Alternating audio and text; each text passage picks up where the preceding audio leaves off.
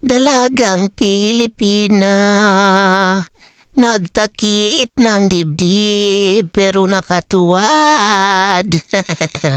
So, ito guys, let's clean the surroundings.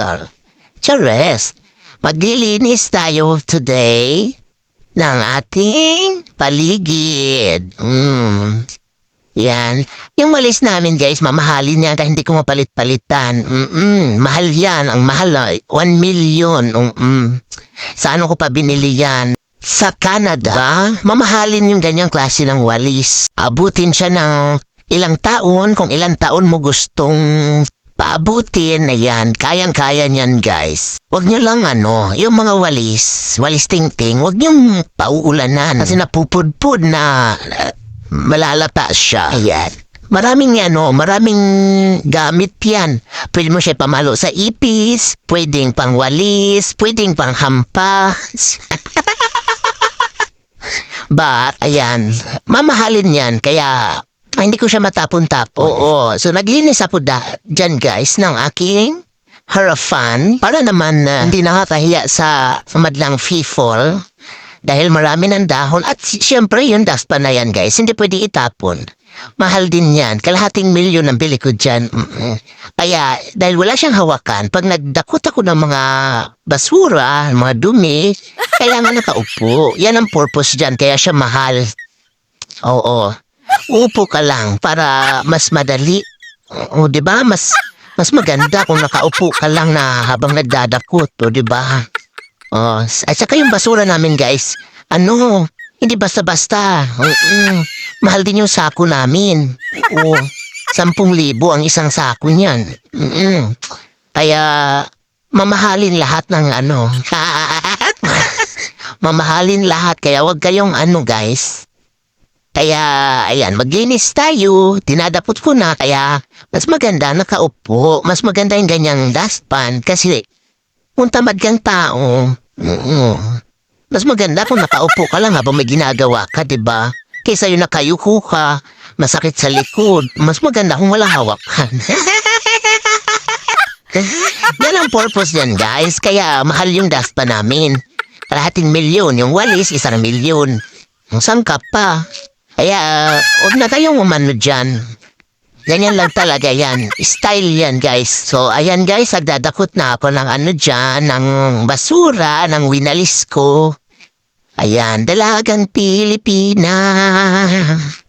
Bakit nga ba guys? Tanong ko lang, bakit nga ba mas mahalaga yung parting katawan ng babae sa taas kumpara sa baba? Kasi, yun yung kadalasan tinatakpan pag yumuyo ko, di ba?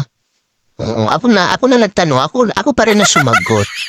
So ayan guys, na ako ng basura namin kasi nagbabaka sakali nga ako na baka dumaan ngayon ng basura. Kaya niligpit ko na silang lahat para para walang langaw, walang kalat. Dapat ganyan lahat, no? Char, diba? Para siyang timang. Tamad yan guys, kunyari lang yan. Baka sabihin nila wala naman akong ginagawa. May trabaho din po ako sa bahay. Minsan, mas madalas hilata. Mas madalas nga lang yan nakahilata ako kumpara dyan sa ginagawa niya. Ayan. Oops, lumalaban yung sako. So ngayon guys, magtanggal naman tayo ng poop ng aso dito sa aking garden. Laging tinataihan ng mga alaga nila. Watch me guys. Panoorin yung paano ako magtanggal ng poop. Yan.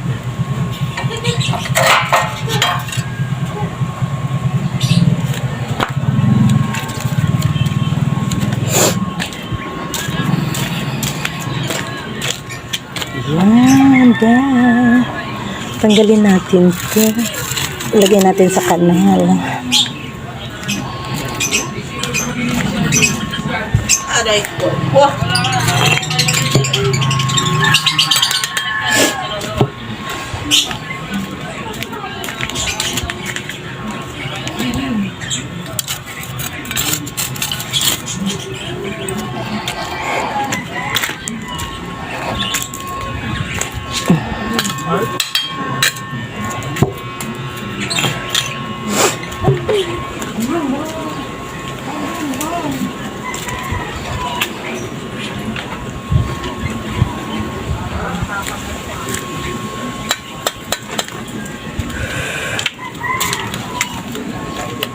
Ganun lang guys. Kasi yung mga langaw, pumapasok sa bahay. Kaya kailangan natin silang tanggalin. Tapos na. Walis sa labas, check. Dakot ng basura, check. Kasi, every Thursday, kinukuha yung basura namin. But, kahapon walang dumaan yata. Walang dumaan. Yata, kasi tulog ako. Pero palagay ko wala naman. Kasi nga, yung basura ng mga katabi ko rito is nandyan pa. So, today is Friday. Baka sakali.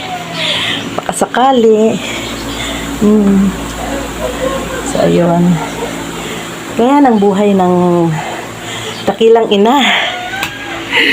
Dakilang ina. Mas iintindihin ko pa ba yung mga tanong nyo? Diba? Hindi.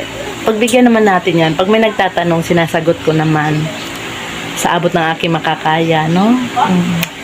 So, yun lang guys. Naglinis si Mami. Hindi pa ako kumakain kasi wala kaming ulam. Pero, busog naman ako. Mukha naman akong laging busog. So, it's okay for me. So, yun lang guys. Thank you so much. Hindi ko alam kung nalinis ko na ba itong bahay. Parang hindi naman. Nagkunwari lang ako. Nagkunwari lang ako naglinis. Cherish lang. Cherish. Bye.